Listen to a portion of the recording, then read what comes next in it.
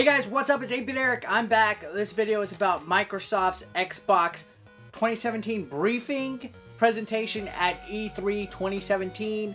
Little late, but better than never. I'm just going to touch up on some of the announcements that I thought were pretty interesting to me, stuff that I'm looking forward to. It's going to be quick and dirty.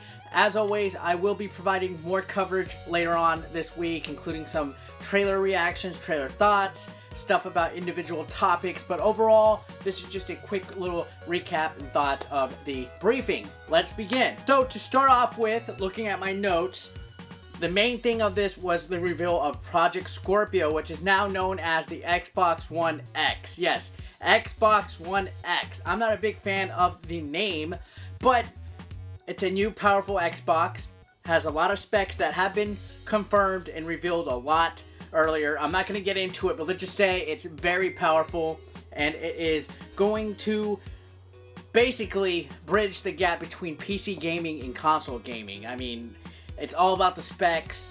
I'll be making a video about that later on, but it's going to be $499 coming out November 7th worldwide. Worldwide console release. Supports 4K gaming, which is going to be phenomenal, and it's also being touted as the smallest Xbox ever. This thing is tiny, which is actually pretty handy in my opinion. I prefer smaller consoles. It's overall, I think it's pretty impressive, and this presentation showcased a lot of what's to come. There has been already told that there's going to be enhancements to some of these games, or some kind of like enhanced graphics thing, even if you don't have 4K. And there was about like 5 games announced that are already released, first party for Microsoft, that are going to have enhancements. Exactly what that is, they didn't really specify. They just kind of touched on it. There's like a liquid cooling system in the console, weird stuff like that, but overall interesting. I could see people going nuts over this. Now let's look over some of my notes. There's going to be Xbox backward compatibility. This was a huge thing. It got a huge response. The original Xbox games will now be supported. I think that is more of a shot at Sony that Microsoft is trying to do. They implemented the 360 backwards compatibility last year, and now it's going to have Xbox original. Some of these games supposedly going to have enhanced graphics as well, so we'll see what this is. Main game that caught my attention was BioWare's Anthem. It looks like it's going to be a pretty interesting game. You fly like in a power suit in a deadly area, like exploring with monsters and stuff like that. It looked pretty neat. The trailer alone has me sold. I'm totally looking forward to that. Also, PlayerUnknown's Battleground is going to be a console exclusive to the Xbox, but it also, you know, of course, is on PC already. That game, PUBG, is becoming huge. It's getting a huge installation base on PC gaming. Let's see if it transfers over to Xbox. I think that's going to be something to check out.